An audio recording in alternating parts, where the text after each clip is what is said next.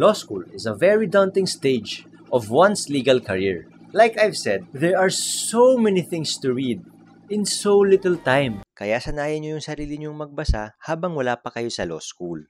Pero ano nga ba yung mga suggested books para sa mga aspiring lawyers and law students? Pero bago ang lahat, ako nga pala si Attorney Errol, isa akong foodie lawyer, and I help millennials become better humans through food, self-development, and lifestyle design. Caveat lang po, hindi po ako sponsored ng mga babanggitin ko. Pero malay natin sa future, di ba? Backhand naman. Sponsor! So una, On Writing by Stephen King. Sinulat to ng isang world-renowned and best-selling writer na si Stephen King. Partly biography siya and partly writing tips. Well, pang-fictional writing kasi talaga siya. Pero it can be applied suppletorily sa legal writing. Ang gusto ko dito, sobrang daling intindihin ng mga instructions niya. This book will help you write creatively in a clear and concise way. Actually, sa mere sentences niya, marami ka nang matututunan. Sabi nga niya sa book niya, if you want to be a writer, you must do two things above all others. Read a lot and write a lot. There's no way around these two things. There is no shortcut. If you don't have the time to read, you don't have the time or the tools to write. Simple as that. Kaya nga guys, ngayon pa lang, sanayin nyo na yung sarili nyo magbasa kahit wala pa kayo sa law school. Number 2, Fundamentals of Legal Writing ni Justice Abad. This book is very informative, rich with wisdom from the perspective of an esteemed legal mind. Sa libro na to, Justice Abad talks about the stages of legal writing. Sabi niya, legal writing is a sort of presentation. A lawyer needs to be able to make a convincing presentation of his case in the limited time that he is able to hold his reader's attention. Basically, pag binasa mo yung libro na to, it would teach you about fact screening, make sure you take note of relevant facts, issue spotting, distinguish between relevant and irrelevant issues, factual or legal issues, and how to discern them, and argument building, case formation, legal research, and the application of law and jurisprudence, and other important stages of legal writing. This book is a must for aspiring lawyers and aspiring law students. You can grab a copy at Rex Bookstore. Oh, number 3, Black's Legal Dictionary or any legal dictionary. This is a freshman's friend. Alam nyo guys, sa study of law kasi, sobrang daming legal terms. Nakaka-overwhelm. Kaya nga magandang may kopya ka nito kahit saan ka pumunta. Every time na may na-encounter kang unknown legal term, hanapin mo doon, tapos ilista mo. And then ito, tip, bago ka matulog, basahin mo yung mga nilista mo for the day. Para maalala mo yung mga hindi mo alam dati at na-encounter mo ngayon. Pwede mo rin itong i-browse just to familiarize yourself with the legal terminologies. Maganda kasi guys yung may idea na kayo on the terms you are about to encounter in law school. Para bang priming your mind kasi yan. I have to be honest with you guys. First year law school kasi ang pinakamalaking adjustment sa lahat. Kaya mas magandang nakapag-adjust ka na sa mga legal terms.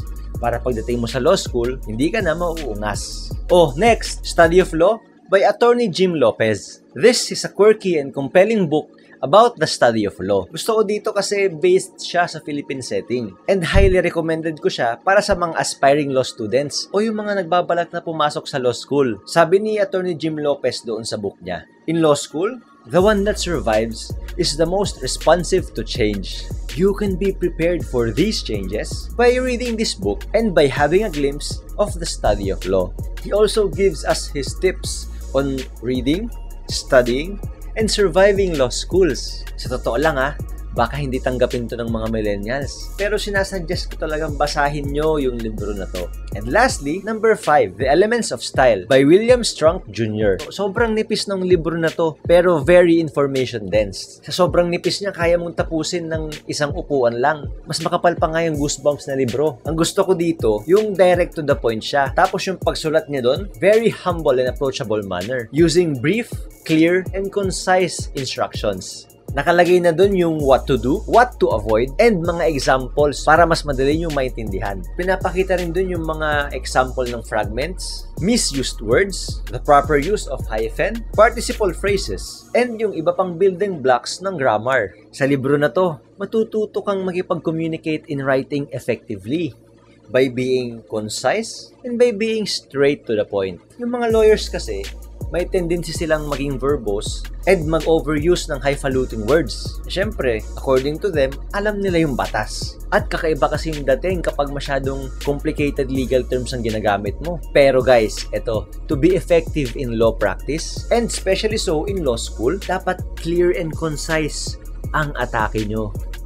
Ito, bonus. Mga newspapers. Current events are also significant in the study of law. Minsan kasi may mga exam questions na binabase sa current events. Ito kasi guys yung practical application of law eh. Yung as applied in the real world. Marami kang matututunan sa ganitong practical application. Hindi kasi lahat guys matututunan nyo sa law school.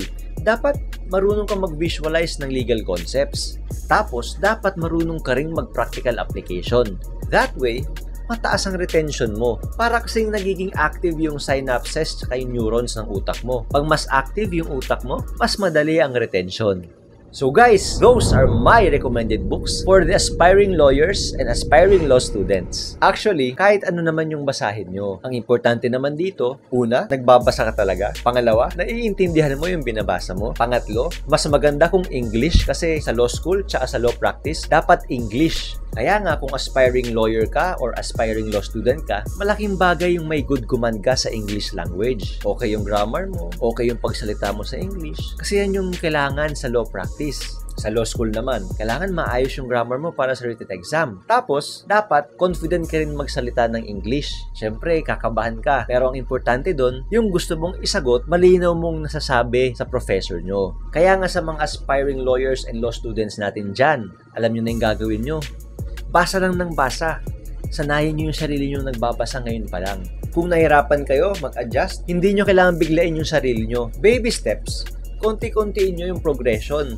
For example, sa first day, mag 5 pages ka. And then the next day, mag 6 pages ka. Then the next day after that, mag 7 pages ka. Ang point ko lang dito, huwag mong biglain yung sarili mo kung hindi ka pa sanay magbasa ng marami. Ang pinaka-crucial lang dito, dapat simulan mo ng magbasa. At eto pa, maganda rin na na-enjoy mo yung binabasa mo. Lalo na kung nag-uumpisa ka pa lang or hindi ka sanay sa mahabang reading session. Pag mas na-enjoy mo kasi yung binabasa mo, mas naiintindihan mo. Hindi burdensome sa yung magbasa. Kung ganun, mas madaling mabuild yung habit ng pagbabasa. Kung hindi mo na-enjoy, kahit anong gawin mo para mabuild yung reading habit mo, hindi matutuloy yan. So, gaya ng sabi ko kanina, start small, huwag biglain ang sarili. And kung nag-uumpisa ka, mag-start ka sa mga libro na interesado ka para mabuild yung confidence tsaka yung habit ng pagbabasa.